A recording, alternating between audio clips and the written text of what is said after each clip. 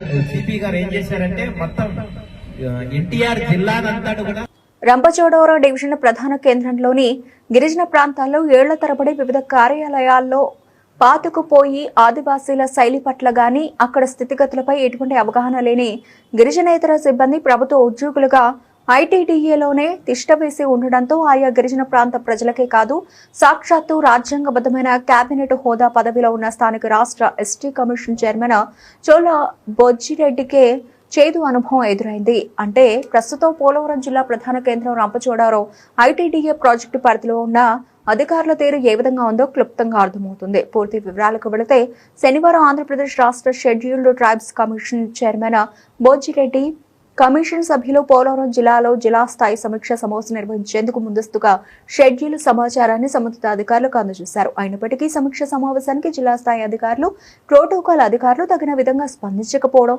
సమయానికి హాజరు కాకపోవడం పట్ల కమిషన్ చైర్మన్ తీవ్ర అసంతృప్తి వ్యక్తం చేశారు.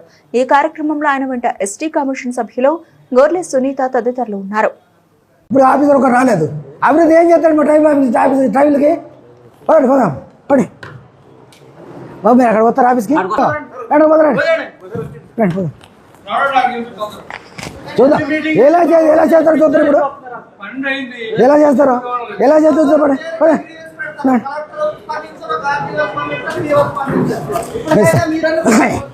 సార్ రండి చూద్దరండి రండి. మరి ఇక్కడ పని లేదు ఏమి సార్?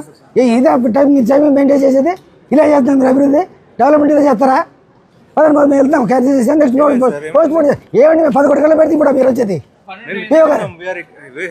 ఏ మాకైతే వెళ్తుంది. మేము ఏది ఎవరు ఓన్లీ పడే రారు ఐటీ డేటా పెడుతుంది.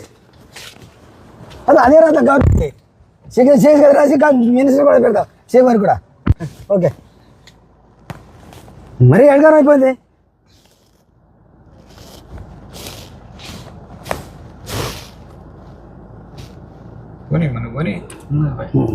మన్యంలో సిపిఎంఎల్ లిబరేషన్ నాయకత్వంలో డాక్టర్ కోట్నీసు ప్రజా వైద్యశాల పేరుతో జరుగుతున్న వైద్య సేవా కార్యక్రమంలో భాగంగా దేవీపట్నం మండలం గంగంపాలెం గ్రామంలో ఉచిత వైద్య శిబిరం జరిగింది. ఈ శిబిరంలో డాక్టర్ చిన్నిపిల్లి ఆరోగ్య సూత్రాలు వివరించి చెప్పిన అనంతరం 173 మందిని పరీక్షించి ఉచితంగా మందులు పంపిణీ చేశారు. సందర్భంగా డాక్టర్ చిన్నిపిల్లి మాట్లాడుతూ మహిళలు సృష్టికర్తలు, పిల్లల్ని భారంగా భావించొద్దు, పిల్లలే మన సంపద, ఎంతమంది వీలైతే